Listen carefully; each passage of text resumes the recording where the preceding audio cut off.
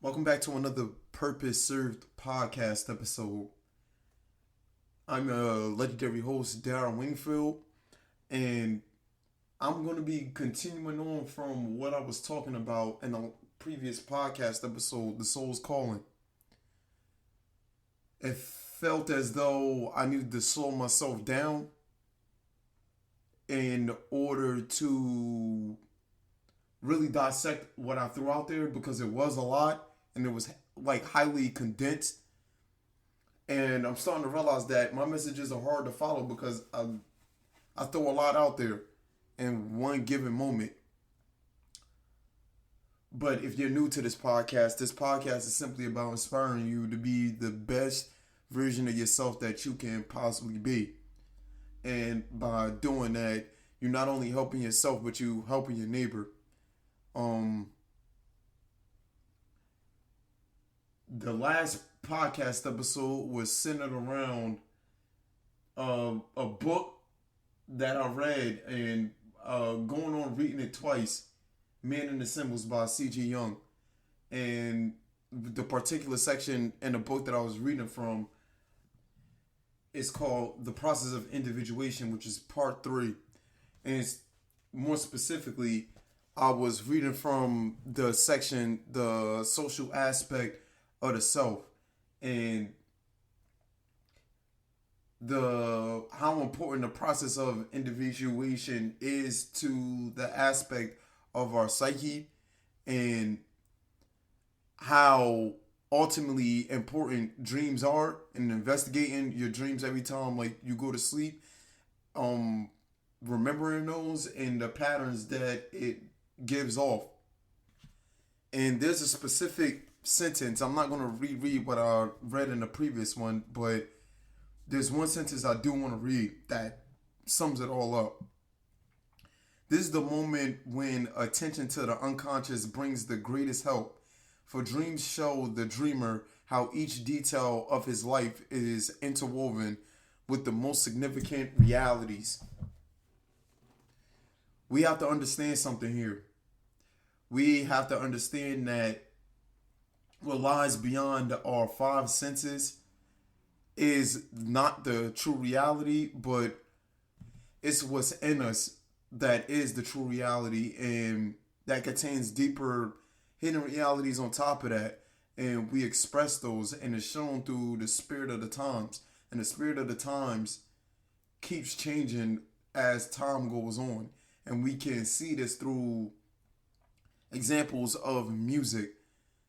And 2 podcasts ago, I read to you guys a writing that I had made in regards to the oneness of everything, and it's in the forms of expression through wellness, art, education, fitness, the environment, and these forms of expression pretty much give way to the spirit of the times. And the art that's being made now is not the same art that was being made 70 years ago, 100 years ago, 300 years ago, like 1,000 years ago. But if you guys are picking up on a pattern, on the direction that things are moving in, there's 2 distinct things that's going on at play. And this is me talking like off the top of my head. I don't got no notes in front of me or anything. I just got passages from books, because there's another book that I'm going to be reading from today to help bring these points home. But the 2 things, the one being is that we're moving into a space where we need physical proof of things in order for us to believe in. So if there's no physical proof, if there's no video, if there's no recording of things, we have a hard time believing that things actually happen or things actually exist. And this is coming from a spiritual and soul nature. And the second thing is the emptiness that we also are moving to due to the fact that we filled up with so much vanity in today's day and age. So the book that I'm reading from is called Youth of the Apocalypse, and it's by a guy named Justin Marler. Justin Marler is a very, very interesting guy. I've come across Justin Marler through a YouTube channel called Harmony. And Harmony is a YouTube channel that pretty much talks about Eastern Orthodox Christianity. And through this, I was able to come across this book because how I came across them was another individual that was pivotal to me and this has all been within, like, I want to say the last 7 months. But Seraphim Rose, Father Seraphim Rose. Do your research on this guy. He's another interesting dude, but not to derail from the point. And going back to the dude, Justin Marler, I believe that he was in a rock band and he was a musician. And he dedicated his whole life to that. Well, I can't say he dedicated his whole life, but his life came about to being a musician. And he went through some very, very dark episodes in his life, suffering from depression, suicidal thoughts, and all of these things. And all he was looking for was meaning in life, purpose in life. Is there a God out there? And if there is, why is he living the life that he's living? And why is it so much turmoil and misery and devastation in the world? And why does he feel it so strongly? And it's interesting how he came about getting to Eastern Orthodoxy. And I believe it was through a nun at first that taught to him about it. And then after that, he came across a specific book talking about Eastern Orthodoxy. And yeah, this book, Youth of the Apocalypse, is pretty much some of the things that he's experienced, if not all, because of the culture that he was involved in, and the time that he was involved in, that brought about the book and also started his journey into being a monk. And while watching this video, he was reading from the excerpt from the book, and I said, you know what? I got to get this book. This book sounds interesting, and not only that, I do not mind supporting a good cause. So, in this particular section in the book, it was talking about technology, screens, and we've covered this on this podcast, and we talked about the distractions that come from this black screen that gets dimly lit. And some of the things that we talked about, it got directly mentioned in this book, and I feel as though now it's appropriate to read it to build upon a better understanding of what I'm talking about, so it don't sound as abstract and vague as it's been sounding. Well, I hope it's not been sounding vague and abstract, but just to add some more color to it. So, the section that I'm reading from in the book is called Screen Lobotomy. This minor man of apathy has no means of communing with his creator. He does not even want to hear the word of God. He is annoyed at the very mention of the word, and so he turns on a black screen, binge watches hours of nonsense, and scrolls through hundreds of posts and reels, for this will surely take his mind off of the hollow feeling within. And even if he cannot find something that stimulates his mind, he can still keep scrolling and clicking. And if he finds himself bored with another mindless show or another breaking news story about the latest destruction or scandal, he can turn the channel yet again. And when the screen does not satisfy, there is the internet with its vast amounts of content, images, videos, information, and pornography to distract and empty a person. Nothing can satisfy the youthful mind anymore. Rather, it is the anticipation of the fleeting moment of hope experienced between the channels, text messages, posts, or songs that has him barely interested in staying awake for another moment.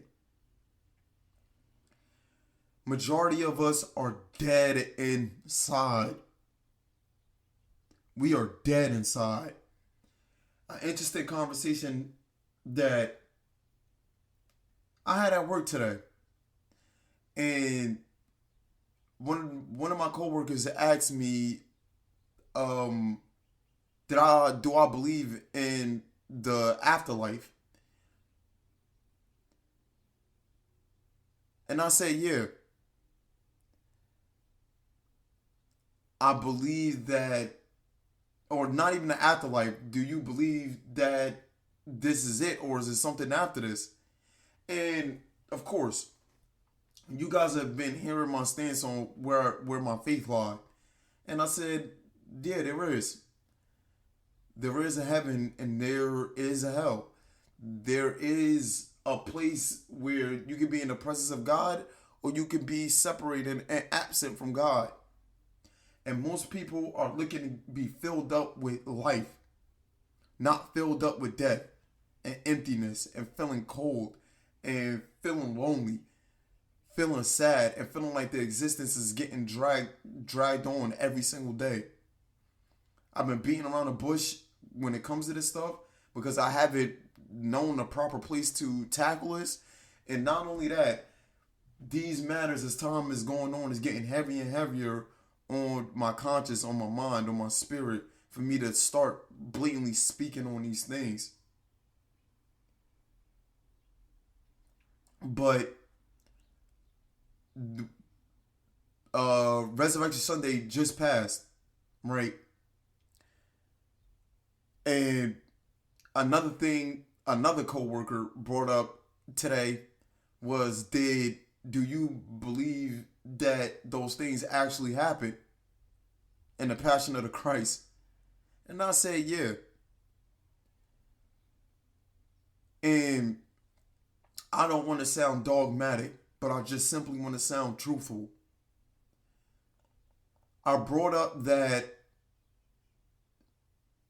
there's life in life. There's not death in life, and there's death in death. And we have to purify ourselves before we check up out of here and do everything that we're supposed to do before we check up out of here and ultimately serve our purpose. And hopefully your purpose is aligned to the will of your creator, the creator that created everything. This is a huge deal. And by you accepting that truth, you have accepted your true calling. By you chasing worldly things, by you chasing wealth, by you chasing status, and ultimately speaking, things that deplete everybody that you know and that you see around you. At some point, they're going to die. They got an expiration date. We're about to get extremely heavy. But by the end of this, I hope that the message relays across as like light as a feather. But we got to get through the density first. But ultimately, that's what you want. So don't be tied down by earthly matters. Find the light, seek the light. And I'm guaranteeing by you doing this in a truthful and honest approach, you're going to be led to your true calling. You're going to have peace on what you can do and what you can't do, what you're allowed to do and what you aren't allowed to do. We are in a space where this is a lawless, reckless time. And we are around a lawless and reckless culture. And it's hard to maneuver around that. It's hard to get through it when everybody is doing the same thing. Everybody's chasing the same trend. And everybody want to be like everybody else and have everybody else's opinion except their own. I got asked this question yet again 2 weeks ago, going on 2 weeks ago. I just was playing in the men's league, right? And that day, this is on a Thursday, I had a playoff game, and if we won that playoff game, we was going into the championship. This started off at 7:30 at night. So we ended up winning the championship, the playoff game, and we won by, I want to say like 20. Shout out to my boy Tim, and shout out to all them boys on that squad, man. I'm sitting here looking at the trophy right now. Team captain Tim let me had a trophy, which is, man, that's the homie right there, man. Known Tim for an extremely long time. Well, yeah, I want to say like at this point it's going on, more than 10 years I've known Tim. But Tim is the person that asked me the same question. We sitting down and we waiting for our championship game. And randomly he asked me, he said, listen, I got to ask you a question. And it has nothing to do with basketball, but it's a serious question. And he asked me, did I believe in the afterlife? So this is a recurring theme. This has been a recurring theme in my life in regards to spirituality and soul work. And this is something that I've been recognizing in other people, and not only that, in myself. And also the dreams that I've been having throughout the years, and how they've been speaking to me, and how I've been moving through them. And he asked me, and I asked him, like, how deep do you want me to answer this question? And he said, go as deep as the ocean. So I said, all right, cool. I believe in heaven and hell. And yet again, I'm like confess my faith on this podcast. It's my podcast. And I'm not trying to do that in a prideful way, to be quite honest. If that tune you guys out, I do apologize. But I just got to keep it real. I got to be honest. But I told him that I believe that heaven and hell is real. I believe that Jesus Christ died for our sins. And I accepted him as my Lord and Savior. And not only that, just to get even deeper with the answer, this is what I told him. I believe that he was resurrected from the dead. And when it's all said and done, my goal is to be resurrected as well and experience a temporary sleep. And once I wake up out of my sleep, I get to see the glory of God in his son. And he was utterly surprised by that answer and made him feel good. And I learned something about Tim in that moment as well. I learned that the dude was an assistant pastor to a church. And I said, wow, that's actually kind of crazy. And then after that, his brother Kyle, who also played with us, was like, yo, I knew where his faith was.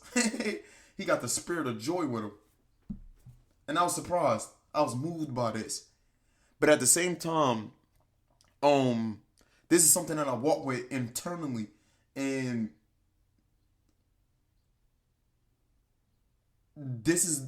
faith is very, very important in what you're doing and how you carry yourself.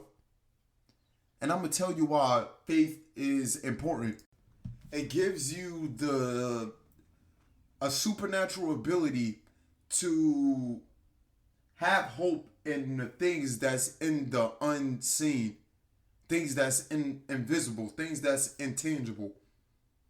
And you need that. You really do need that, because in a sense, that's what makes this world move. That's what makes this universe operate the way that it does. It's based off of intangible things. Something that I talked about in times past on my YouTube Purpose Service channel, and also on this podcast as well, is some of the people that I've investigated. Like two people, Carl Linnaeus, I believe that's his name, and Isaac Newton. And one of the things that was interesting that they pointed out is how these celestial bodies are floating in free space, and they're maintaining a set course moment after moment, year after year, decade after decade, century after century, millennium after millennium, and it stays the course. It just stays the course, never shifted. And something in us, going to the back to the process of individuation, we have that same thing in our core of what Carl Jung and M.L. von Franz, what they Jungians, they the core of ourself is that thing that everything wraps around and maintains its center of being no matter what's going on around it. Going back to faith, in the book of Hebrews, chapter 11, verse 1, it says, "Now faith is the assurance of the things that are in hope, as if they were an actual reality. Faith is also the manifesting of the things that are still invisible. And for it, the ancients are well testified of." So, we get countless amount of examples of this for people that are spiritually attuned and aligned with their soul's calling. And there's a difference between our spirit and our soul. Our soul, this is something that I've most likely stated in a previous podcast, is of a lower nature, and our spirit is of a higher nature. And this we get our spirit from God. And our soul is more closely connected to our body, but we have to go out our way and do the hard work of aligning our will to life instead of death. Because if we align it to death, we're aligning it to what the body wants. And the body only wants pleasure.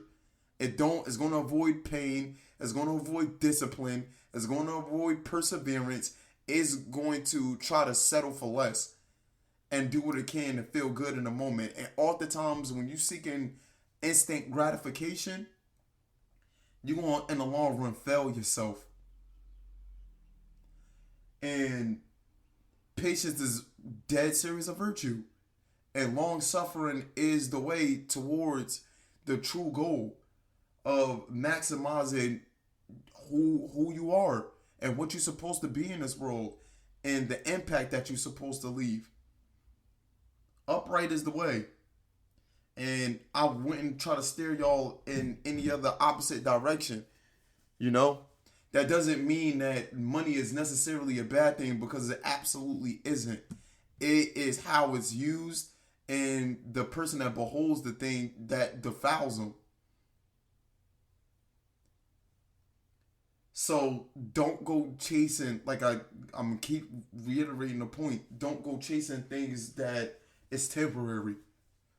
Chase the thing that's sustainable and is going to have you locked in for the long haul. So I want to continue on reading with the youth of the apocalypse. First, it started with television, then a desktop computer, which has now made its way into every pocket and hand. This alternate reality can now be accessed anytime and anywhere, making the endless stream of mindless information and taboo pleasures infinitely available. We are programmed to be gods and goddesses, for we are now able to be everywhere in the world, see and hear everything in the world, and control it all with a click of a button or the movement of a finger. Man can now control it all in a virtual world, yet he will find real life slipping away as he becomes obsessed with the world of the machine, until finally this too leaves him empty. Cyberspace has simply become another more engaging television with which the modern man can numb his senses and become lost in fantasy and image. We have seen the principles and effects of this before, but with exposure to endless channels, we find it even more difficult to pull ourselves away. If he does not unplug himself, man will plunge headfirst into apathy. So now we must ask the question, what is apathy? What does apathy mean? And apathy, the definition of apathy is lack of interest, enthusiasm, or concern. And we're seeing this with the youth nowadays. The one thing that I talk about on this platform is paying attention to the culture and what the culture is speaking on through the art, through music, and through fashion and the forms of expression, which this book covers. Great book, Youth of the Apocalypse. And you're going to see that it's pointing in the direction of death instead of pointing in the direction of life. We are now hiding ourselves in false communities that share our beliefs. Even if our beliefs are extremely negative, we're going to join those groups because simply we think that we belong there, and it's perpetuating this empty feeling of loneliness and longing for something higher and greater. And not only that, which I became a victim of, is that people seek to get drunk and high in order to attain a different and consciousness. And it's also a form of escapism. And through altering your state of mind, it's going to cause you to move contrary to yourself. When you're drunk, you're going to move in a certain way, and most likely it ain't going to be good. It's not going to be good. When you high as a kite and stupid fried, you're going to move contrary to what your true nature actually is. And I know this like firsthand because I suffer from these things like greatly, and it caused me to make a lot of mistakes, and not only that, waste a lot of time, and most importantly, it made me feel extremely low about myself. I'm not even going to lie. And it was extremely difficult to get over that. Straight up. But my message for you guys today is accept the highest calling of yourself and seek your creator. Because I'm guaranteeing, with a knowing, a deep knowing, not a belief, that your creator is looking for you. And it's only one way to get there. And you're going to know once you arrived on that way. And with that being said, by you playing the long game and accepting what comes with that, is not going to be easy, but you're going to have a peace that you never felt before. And not only that, you're going to be guided in a way you've never been guided before. And that's through love and truth. And fear of the creator. But that's all I have for you guys today. I love y'all. Continue to serve y'all purpose. Yeah, until next time. Deuces.